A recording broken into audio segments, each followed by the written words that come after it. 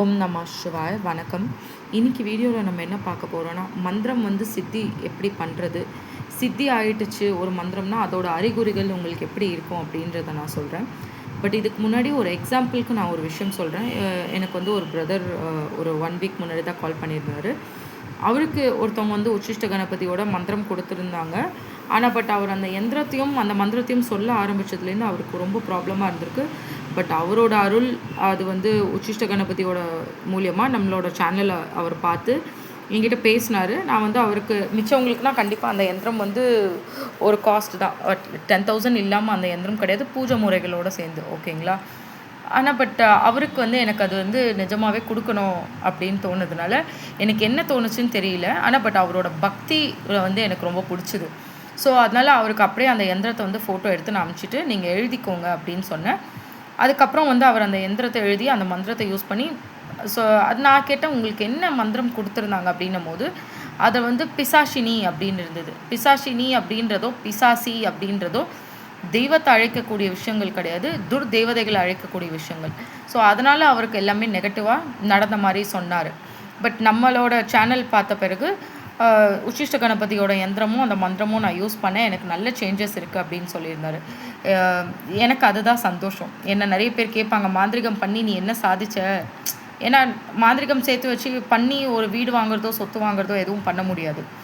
நம்ம கையிலேருந்து தான் காசு போட்டு எல்லாமே நம்ம கோயில் மெயின்டைன் பண்ணுறதாகட்டும் எல்லாமே நம்ம தான் பண்ணுற மாதிரி இருக்கும். ஸோ எல்லோரும் என்னை கேட்பாங்க. பட் நான் சம்பாரித்தது இதுதான். ஒருத்தவங்க நம்மளோட சேனலில் பார்த்து மந்திரம் யந்திரம் யூஸ் பண்ணி அவங்களோட லைஃப் சேஞ்ச் ஆகிடுதுன்னு சொல்கிறாங்க பார்த்தீங்களா, காளியால் உச்சிஷ்ட கணபதியால். இந்த சந்தோஷம் எனக்கு போதும். ஸோ இதை சொல்லணும்னு தோணுச்சு, நான் சொன்னேன். அதனால் ஒரு மந்திரம் அப்படின்றது ரொம்ப ரொம்ப முக்கியமான விஷயம். நான் இப்போ ஒருத்தவங்க கூட கமெண்ட்டில் கேட்டிருந்தாங்க, ஓம் க்ளீம் மகா காளிகாய நமகான்றது பேசிக்கான காளி மந்திரம். அதை வச்சு நம்ம அஷ்டகர்மம் பண்ண முடியாது. ஒரு சில காளியை வச்சு தான் நம்ம அஷ்டகர்மம் பண்ண முடியும், ஒரு சில காளியை வச்சு பண்ண முடியாது. ஸோ அப்போ நீங்கள் மந்திரம் வாங்கும் போதோ இல்லை நீங்கள் சேனலில் யாராவது போடுறாங்க அப்படின்னா அந்த காளியோட குணங்களை பற்றி அவங்க போடுவாங்க. ரொம்ப காளி மாந்திரிகம் ஆடணும்னா காளி ரொம்ப ஆக்ரோஷமாக ஆடணும். ஸோ ஐ மீன் ரொம்ப ஆக்ரோஷமாக இருக்கணும். நீங்கள் அதுக்கு ரெகுலராக காளிக்கு பலியெல்லாம் கொடுத்து உதிர பூஜைலாம் கொடுத்து உதிர காணிக்கை கொடுக்கறது, உதிர அபிஷேகங்கள் பண்ணுறதுன்றது முக்கியம். ஸோ அப்போ அந்த மாதிரி நீங்கள் ஒரு மந்திரம் சூஸ் பண்ணணுன்றதை விட நீங்கள் தெய்வத்தை நோக்கி நீங்கள் இந்த மாதிரி எனக்கு ஒரு நல்ல மந்திரம் கிடைக்கணும், நான் கரெக்டான மந்திரம் கிடைக்கணும் எஸ்பெஷலி. ஸோ அஷ்டகர்மம் யூஸ் பண்ணுறீங்க அப்படின்னா நீங்கள் என்ன மாதிரியான வார்த்தைகள் அந்த மந்திரத்தில் இருக்குது அப்படின்றது ரொம்ப முக்கியம். இது ஒன்று. இப்போ நீங்கள் ஒரு மந்திரம் சொல்லிட்டு வரீங்க ரொம்ப நாளாக, உங்களுக்கு அந்த மந்திரம் ஒன்று நல்லது பண்ணும் இல்லை கெட்டது பண்ணும், அது கண்டிப்பாக நடக்கும். நீங்கள் அந்த மந்திரம் இப்போ நீங்கள் உங்களுக்கு கரெக்டான மந்திரம் கொடுத்துட்டாங்க, இல்லை நீங்கள் ஒரு கரெக்டான ஒரு சேனல் பார்த்து ஏதாவது ஒரு மந்திரம் நீங்கள் சூஸ் பண்ணிட்டீங்க, பூஜை முறைகள் உபாசனை இருந்துட்டீங்க அப்படின்னா நீங்கள் சொல்கிற மந்திரத்தினால உங்களுக்கு நிறைய பாசிட்டிவான விஷயங்கள் நடக்கும். இப்போது எக்ஸாம்பிளுக்கு எப்படின்னா, உங்களுக்கு லைஃப்பில் ஒரு பெரிய கஷ்டம் ஒரு துன்பம் வருதுன்னு வச்சுக்கோங்களேன், அதை நீங்கள் எவ்வளோ வாட்டி கீழே விழுந்தாலும் உங்களுக்கு ஏஞ்சி நிற்கிற சத்தியம் ஜெய் மகாகாளி. ஸோ நீங்கள் எத்தனை வாட்டி கீழே விழுந்தாலும் உங்களுக்கு ஏஞ்சி நிற்கிற சக்தியை காளி கொடுப்பாங்க. அதுதான் உண்மையாக மந்திரம் சித்தி ஆயிடுச்சுன்னா அப்படி தான் இருப்பாங்க. அதே மாதிரி சித்தி மந்திரம் ஒருத்தவங்களுக்கு சித்தி ஆயிடுச்சுன்னு வச்சுக்கோங்களேன், நான் சூலத்தில் எடுத்துகிட்டு போய் கோழியை போட்டு குத்துறேன், நான் 15 நாளில் மயானத்தில் போய் உட்காந்தேன்னா நான் கொலை பண்ணிவிடுவேன், அந்த மாதிரி வேர்ட்ஸ் எல்லாம் யூஸ் பண்ண மாட்டாங்க. அந்த டிஃப்ரென்சஸ் அவங்களுக்குள்ளேயே வந்துடும். இன்னொன்று எப்படி வரும்னு சொல்கிறேன்னா, அவங்க பண்ண மாட்டாங்க எதுவும், அவங்களுக்காக காலி பண்ணுறாங்கன்றதை அவங்களுக்கு தெரிஞ்சுப்பாங்க. ஓகேங்களா? ஸோ இதெல்லாம் நீங்கள் சித்தி ஆகிடுச்சு அப்படின்னா நீங்கள் ரொம்ப அமைதியாகிடுவீங்க, ரொம்ப சைலண்ட் ஆகிடுவீங்க. கோவம் வர வேண்டிய இடத்துல கண்டிப்பாக கோவம் வராது. காளி வணங்குறவங்களுக்கு ஆரம்ப ஸ்டேஜ்லலாம் ரொம்ப கோவம் வரும். பட் உபாசனை எடுத்துட்டாங்க, மந்திரம் சித்தி ஆயிடுச்சுன்னா அந்த கோவம் குணமே வராது. அன்லெஸ் அண்ட் அன்டில் ஒரு மேக்ஸிமம் லிமிட் ரீச் ஆன வரைக்கும். இப்போ ஒரு பெண்ணை அவமானப்படுத்துகிற மாதிரி பேசுகிறாங்க, அந்த மாதிரி விஷயங்கள்லாம் பண்ணும்போது எனக்கே கோவம் வரும் பயங்கரமாக. ஆனால் பட் எதுவும் நான் பண்ண மாட்டேன், காளிக்கிட்ட அப்படியே விட்டுருவேன். ஸோ இந்த மாதிரி ஒரு குணங்கள் வர ஆரம்பிச்சிடும். சித்திக்கான இம்பார்ட்டண்ட்டான விஷயமே இதுதான். இன்னொன்று, நான் இங்கே பூஜை பண்ணும் போதே அம்மாவுக்கு மேலே ஒரு 3-4 கழுகு கரெக்டாக வந்துடும். காலையில் தீப ஆராதனை நான் பண்ணும் போதே வந்துடும். பிரம்ம முகூர்த்த டைம்லேயும் வரும், ஒரு சில டைம் இன்னொரு வாட்டி 9 மணி 10 மணிக்கு ஏர்லி மார்னிங் வரும். ஸோ இந்த மாதிரி அந்த கழுகு நிறைய வாட்டி வர்றதை நான் பார்த்துருக்கேன். இது 2 தான் நான் மேஜராக நோட் பண்ண விஷயம். இன்னொரு விஷயம் என்னென்னா, நான் வந்து எனக்கு தெரியாத ஒரு மாடு, கன்னுக்குட்டி இருந்தால் கூட அது வந்து என்கிட்ட நல்லா விளையாடும். நான் அந்த வீடியோஸ் வச்சுருந்தேன் போஸ்ட் பண்ணலான்னு. பட் எனக்கு வந்து யாராவது ட்ரால் பண்ணிடுவாங்களோ அப்படின்னு பயம். அப்புறம் வந்து என்ன சொல்லுவாங்க தெரியுங்களா? மாடர்ன் உடையில் மந்திரவாதி அப்படின்னு போட்டுருவாங்க ட்ரால். அவ்வளோதான் அப்புறம். ஸோ அதுக்கு பயந்து போடல. அந்த மாதிரி வந்து உங்களுக்கு அந்த அனிமல்ஸ் எல்லாம் ரொம்ப பெட்டாக நடந்துக்க ஆரம்பிப்பாங்க. உங்களோட கண்ட்ரோலில் எல்லாமே வரும். அது உங்களுக்கு தெரியும். அதுக்காக வந்து லைஃப்பில் இம்மீடியட்டாக சேஞ்சஸ் வரும்னு கிடையாது. படிப்படியாக அந்த சேஞ்சஸ் வந்து நடக்கும்.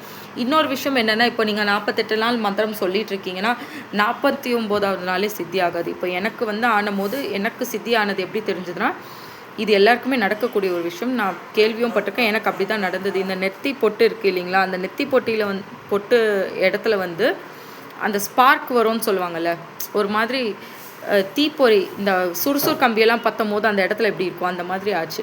அந்த இடத்துல கொப்பளம் வந்து எனக்கு அதுக்கப்புறம் தான் அது வந்து செட் ஆச்சு. ஸோ அப்படி தான் எனக்கு வந்து சித்தி ஆனது. இன்னொரு பூஜை பண்ணும்போது தேவதையோட பேர் மட்டும் சொல்லாமல் விட்டுடலாம். என்னென்னா, அந்த தேவதைக்கு வந்து நான் ஒரு சாரீ வாங்கி வச்சுருந்தேன்.